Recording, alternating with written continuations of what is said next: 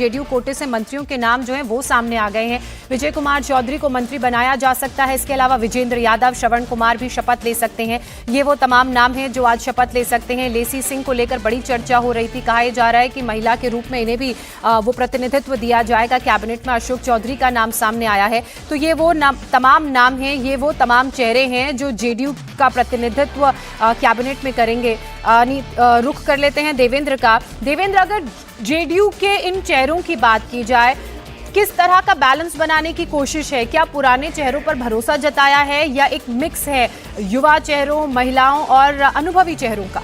उसमें 8-9 नाम ऐसे होंगे जेडीयू की तरफ से, हालांकि उनकी लिस्ट अभी बाहर आई नहीं है, लेकिन 8-9 नाम ऐसे होंगे जो कि ये जो बड़े नाम हैं, ये वो बड़े नाम एक बार फिर से उस मंत्रिमंडल में दिखेंगे। जैसे विजय चौधरी दिखना ही दिखना है, विजेंद्र यादव दिखना ही दिखना है, श्रवण कुमार दिखना है, सुनील कुमार दिखना है, लेसी सिंह दिखना है। तो इस तरह के जो बड़े नाम हैं वो दिखेंगे। साथ ही साथ श्याम रजक या जमा खान की बात कर लें या रत्नेश सदा की बात कर लें, ये सब नाम दिखेंगे। लेकिन कुछ नए चेहरों को भी मंत्रिमंडल में जगह दिया जा रहा है। 2 या 3 ऐसे नाम हैं जो कि जेडीयू सोर्सेज ने हमें ये बताया है। अब से थोड़ी देर के अंदर वो जेडीयू की सूची भी आ जाएगी, तो उनमें से एग्जैक्ट ये पता रहेगा कि किन किन नए नामों को जेडीयू ने आगे बढ़ाया है। लेकिन जेडीयू भी कोशिश ये कर रही है कि एक तरफ जो उसके परफॉर्मर मिनिस्टर रहे हैं, पहले जिनका एक ट्रैक रिकॉर्ड रहा है, एक अनुभवी नेता हैं, उनको रिपीट किया जाए, और दूसरी तरफ से साथ साथ ग्रूमिंग के लिए कुछ और नेताओं को मंत्री बनाया जाए, जिससे कि वो आगे के लिए ग्रूम हो सकें। और वो बैलेंसिंग जेडीयू के द्वारा भी की गई है। कल उनकी भी माथापच्ची काफ़ी देर तक हुई है, लेकिन सभी नेताओं को उम्मीद ये की जा रही थी, कल रात में उनको बता दिया जाएगा। बीजेपी ने तो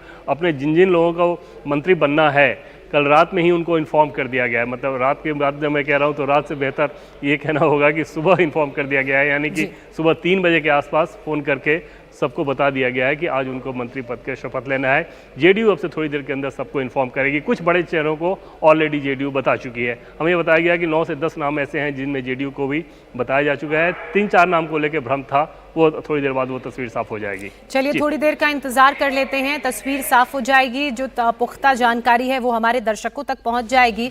लेकिन देवेंद्र, अगर चूंकि बहुत सारे नामों पर हम चर्चा लगभग कर चुके हैं, चाहे बीजेपी कोटे से हो, चाहे जेडीयू कोटे से हो, चाहे जो अन्य घटक दल हैं उसके कोटे से अगर हम बात करें, अब आपको ये पूरी कैबिनेट किस तरह की नजर आती है? क्या ये आपको बैलेंस्ड कैबिनेट लगती है या एक तरफ झुकी हुई दिख रही है? निश्चित तौर पर एकदम से बैलेंस कैबिनेट बनाने की कोशिश की गई है। और जब बैलेंसिंग की बात हम लोग कर रहे हैं तो हर चीज़ में बैलेंसिंग, यानी कि भौगोलिक क्षेत्र में कास्ट इक्वेशन को आपको कैसे साधना है, भौगोलिक क्षेत्र को आपको कैसे साधना है, परफॉर्मर को कैसे साधना है, युवा को कैसे लेके आना है। और एक ओवरऑल पिक्चर जैसी समझ में आ रही थी कि अगर इतना ज़्यादा मंथन हो रहा है तो कुछ ऐसी ही तस्वीर सामने आ सकती है। बीजेपी के लिहाज से बात करें तो कई बड़े चेहरों को उन्होंने छोड़ा भी है। अभी तक जितने नाम हम लोग बता रहे हैं उनमें से कुछ एक ऐसे बड़े चेहरे हैं जिनका नाम अभी तक नहीं आया। तो हालांकि 3 नाम अभी उसमें बाकी हैं, अभी उनके बारे में हमने रिपोर्ट नहीं किया, लेकिन कई बड़े चेहरे ड्रॉप किए जा रहे हैं। और उससे ये समझा जा सकता है कि अभी की सूची के हिसाब से बीजेपी ने किस प्रकार का चयन किया। हालांकि जो ओवरऑल पिक्चर होगी जिसमें नीतीश कुमार सहित जो 36 मंत्री बन सकते हैं, उसमें बीजेपी कोटे के कुल 17 मंत्री होंगे। लेकिन कुछ स्थान क्योंकि रिक्त रखा जा रहा है, आगे के लिए रखा जा रहा है, तो उसमें से वो नाम आज वो शपथ नहीं लेंगे। लेकिन ओवरऑल जो फॉर्मूला बना है, उस फॉर्मूले के तहत बीजेपी कोटे से 17 मंत्रियों को शपथ लेना है इस 5 साल के लिए। जो फॉर्मूला बना है आज के लिए नहीं, आज के लिए तो हमने बताया है कि वो 14 नाम ही होंगे।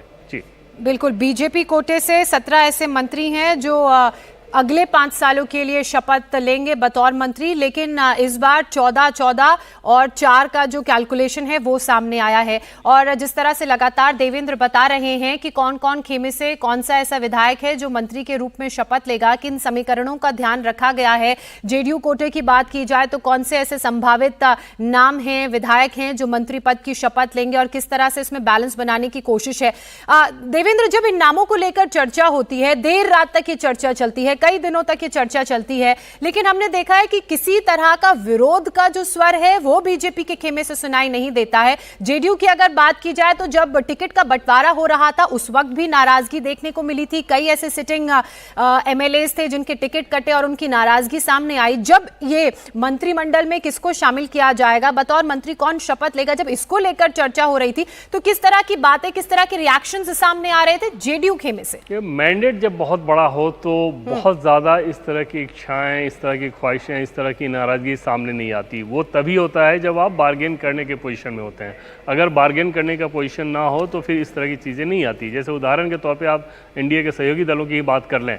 चुनाव से पहले जब टिकट बंटवारे की बात थी तो वो लोग जिस प्रकार से अपनी हसरतें बयां कर रहे थे, अपनी नाखुशी बयां कर रहे थे, अपनी एक तरह से कहें कि नाराज़गी भी बयां कर रहे थे, वो सारी चीज़ें आपको जब मंत्रिमंडल का गठन हो रहा है तो वो नज़र नहीं आएगी, क्योंकि उनको पता है कि ये मैंडेट ऐसा है जिसमें वो बार्गेन करने की पोजीशन में नहीं है, जिसमें दबाव डालने की स्थिति में नहीं है। बीजेपी जेडीयू का मैंडेट अपने आप में इतना बड़ा है कि उसमें नहीं डाला जा सकता। वही स्थिति दल के भीतर भी रहती है कि अगर दल के भीतर मैंडेट अगर इस प्रकार कहा गया है कि किसी विधायक के होने या ना होने से कोई बहुत फर्क नहीं पड़ता हो, तो वहाँ पर ऐसी हसरतें, ऐसी ख्वाहिशें जुबान तक नहीं आती। और बीजेपी तो ऑलरेडी एक अपेक्षाकृत, क्योंकि कैडर बेस्ड पार्टी है, तो ये ज़्यादा आसानी से अपनी नाराज़गी को कंट्रोल कर लेते हैं। जेडीयू में वो चीज़ नहीं है, लेकिन जेडीयू में भी कोई विधायक ऐसी स्थिति में भी है नहीं कि वो बहुत ज़्यादा नाराज़गी दिखा सके, और अगर उसने दिखाया भी तो वो कुछ करने की स्थिति में नहीं रहेगा, क्योंकि जनता ने मैंडेट ऐसा दिया है कि बिल्कुल स्टेबल गवर्नमेंट है और उसमें बहुत आसानी के साथ फैसला लेना आला कमान दोनों ही पक्षों इसलिए कहते भी हैं कि आपकी ताकत का अंदाजा आपके वोट से होता है और वो वोट जनता का होता है।